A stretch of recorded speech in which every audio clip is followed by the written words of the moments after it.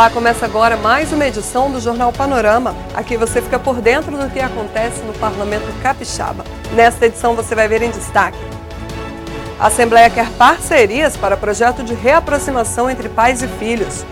Comissão debate impactos de privatização de estatais. Projeto deve ampliar participação da sociedade para propor leis. Colegiado conhece projeto Meu Pai é Legal, do Tribunal de Justiça. O programa busca garantir o registro da paternidade e aproximar pais e filhos sem convívio familiar. O reconhecimento na carteira de identidade é o que o projeto Meu Pai é Legal pode fazer por milhares de crianças no estado. E já tem feito. O psicólogo do Tribunal de Justiça, que faz parte do projeto, veio à Comissão de Assistência Social para falar dos ganhos para a sociedade. E não são poucos. Onde ele foi aplicado, a gente viu que existe um ganho na autoestima e isso reproduz, por exemplo, foi reproduzido nas notas das crianças, entende? Então, ele só traz ganhos, né, para as pessoas, para o cidadão, traz ganhos para a criança, traz ganhos para a família e traz ganhos para o Estado. Hoje, há cerca de 76 mil crianças capixabas sem o registro do pai no documento. O projeto é uma parceria do tribunal com faculdades do estado. Crianças de escolas públicas que não têm o nome do pai na identidade ou certidão de nascimento são identificadas. A família deve tomar a iniciativa e depois a equipe do tribunal agiliza os procedimentos.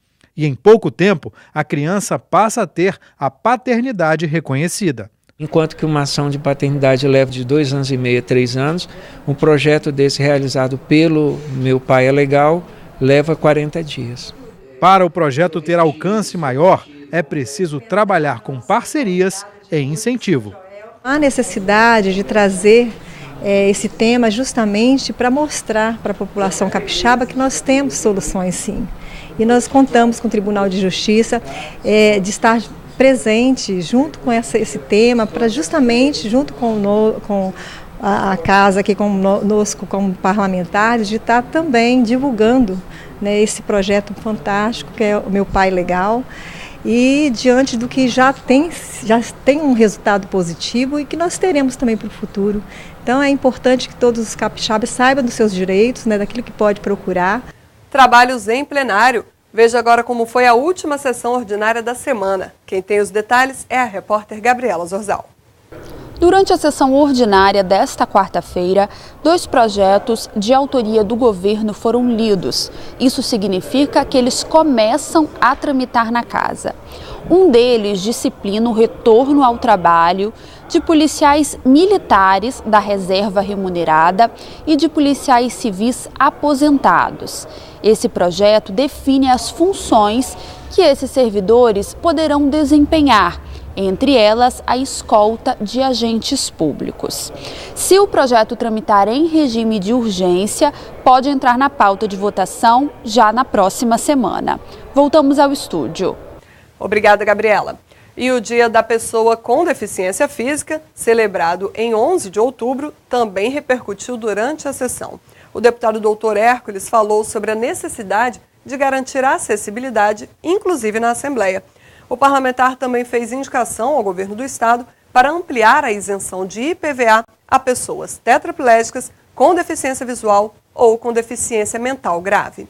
Nós lutamos há muitos anos aqui para que as pessoas com deficiência eles tenham uma acessibilidade melhor e o poder público tenha uma atenção melhor com esse público. Então nós apresentamos esse projeto de lei, essa indicação, no sentido de acompanhar até o Estado de São Paulo, que já fez isso, dando não só ao deficiente, mas também aquele que é o acompanhante, o tutor, aquele que acompanha o deficiente, que ele possa ter os benefícios também do deficiente. Falei também hoje sobre que a própria Assembleia não está atendendo o que nós estamos pedindo há muitos anos. A intérprete de Libra, por exemplo, a pessoa está em casa, é deficiente auditivo, ele está vendo a sessão, está vendo a gente falar, mas não está ouvindo, não sabe o que está sendo falado. Ademais, os vasos sanitários da Assembleia, que a gente deveria dar esse exemplo, não são vasos acessíveis também ao cadeirante. Assim como o botão de descarga dos vasos sanitários e também as torneiras do banheiro com deficiente também não estão de acordo com a lei. Então, todos esses direitos que o deficiente tem, nós temos usado aqui na Assembleia no sentido de fazer com que a acessibilidade, que não fique só na lei, fique só no papel, mas que fique na prática também. E aqui em casa, nós temos que dar o exemplo. Vamos a um breve intervalo. No próximo bloco tem informações sobre um debate a respeito da possível privatização de empresas estatais.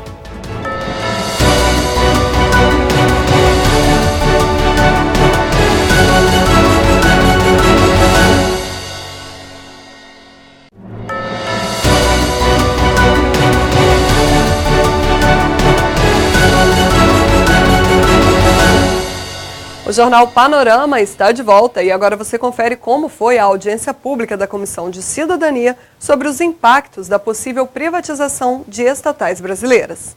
Se é público, é de todos. Esse foi o tema da audiência pública da Comissão de Cidadania. Em pauta, um assunto que está na agenda nacional: privatização de estatais brasileiras. Os setores portuário, de energia, correios e telégrafos são apontados como os mais atingidos após o anúncio pelo governo federal de estudos sobre privatização. Em aprovando essas privatizações, como está sendo proposto pelo governo federal, isso trará, sem sombra de dúvida, um prejuízo muito grande para os trabalhadores. Então, daqui um pouquinho, o governo federal vai propor privatizar a Caixa Econômica, privatizar o Banco do Brasil, como já anunciou, inclusive, a privatização dos Correios.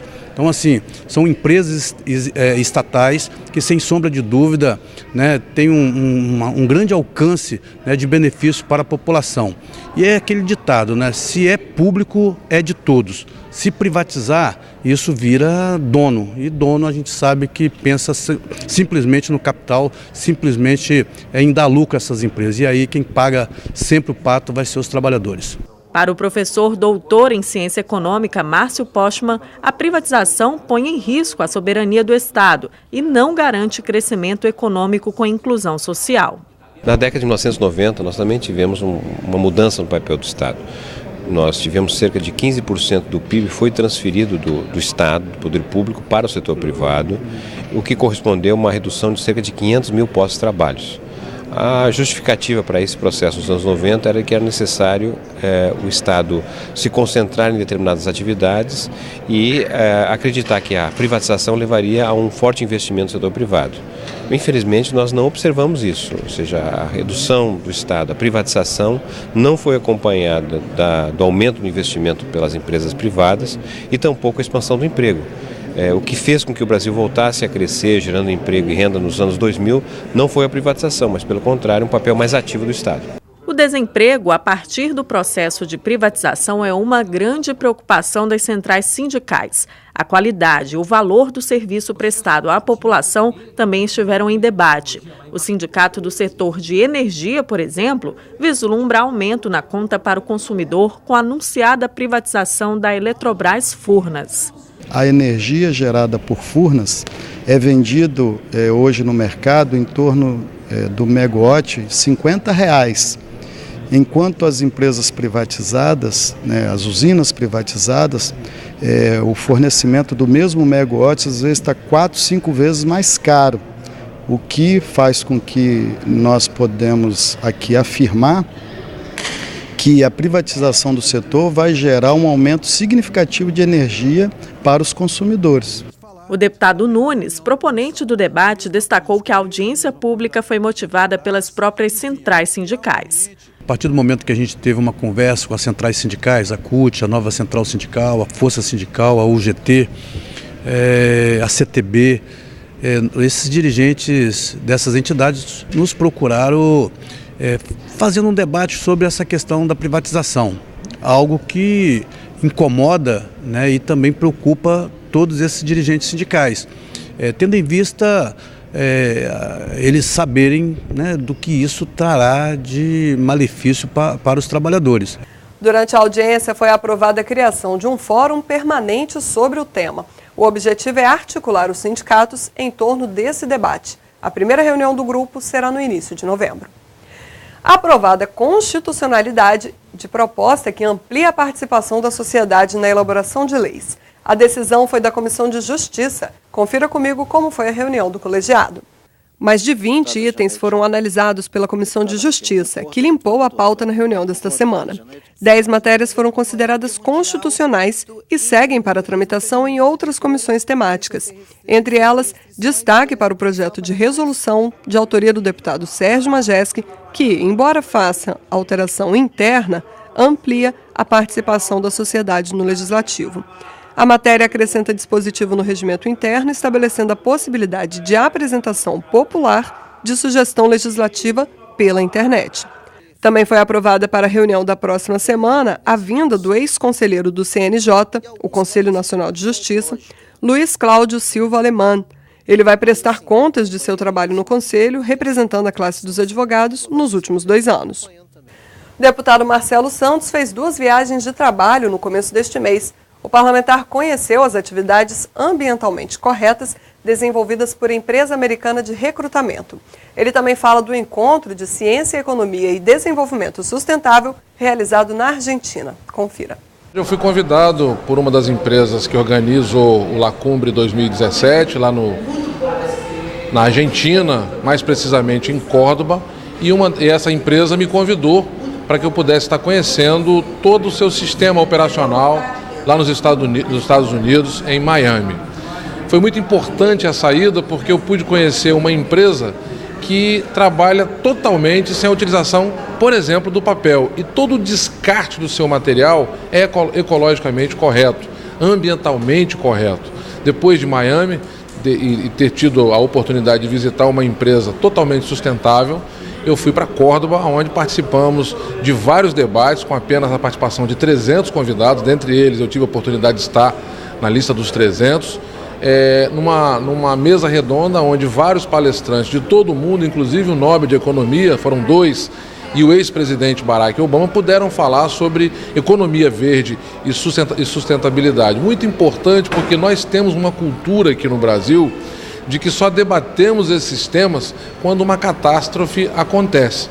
E diferente do evento, foram debatidos vários temas, propostas, inclusive o Banco Mundial se fez presente, ou seja, quem financia projetos importantes no trato das questões ambientais. Saí de lá com uma visão muito mais ampliada com relação a essas questões. Estou propondo aqui um amplo debate, que a Casa possa promover esse debate, convidando a Comissão de Meio Ambiente, a Comissão de Infraestrutura e todos aqueles que quiserem estar promovendo esse debate, não aguardando apenas que o poder público faça a sua parte, a iniciativa privada também tomar as suas iniciativas, mas que o poder público dê exemplo. Porque, infelizmente, nós temos hoje, nas mais diversas esferas de poder, o poder público querendo que a iniciativa privada, por exemplo, cumpra as normas que o poder público edita, mas o poder público não cumpre a própria norma que edita. Então, assim, é um momento de nós fazermos uma reflexão diante desse elevado de temperatura que nós temos hoje no mundo, inclusive em Paris foi debatido esse tema, sobre uma educação, em especial, para todo o povo brasileiro, e isso começa dentro da sala de aula, o descarte de material de uma empresa, outras formas de trabalhar que se tornam uma empresa ecologicamente correta, a educação dentro de casa para que nós não façamos descarte de materiais na rua, como é comum você observar, e aquilo provoca um mal enorme, a degradação do meio ambiente e preservar aquilo que nós já temos, né? O Jornal Panorama de hoje fica por aqui. No site da Casa e nas redes sociais você confere mais notícias sobre as atividades do Legislativo Estadual. Obrigada pela companhia de sempre e até o nosso próximo encontro.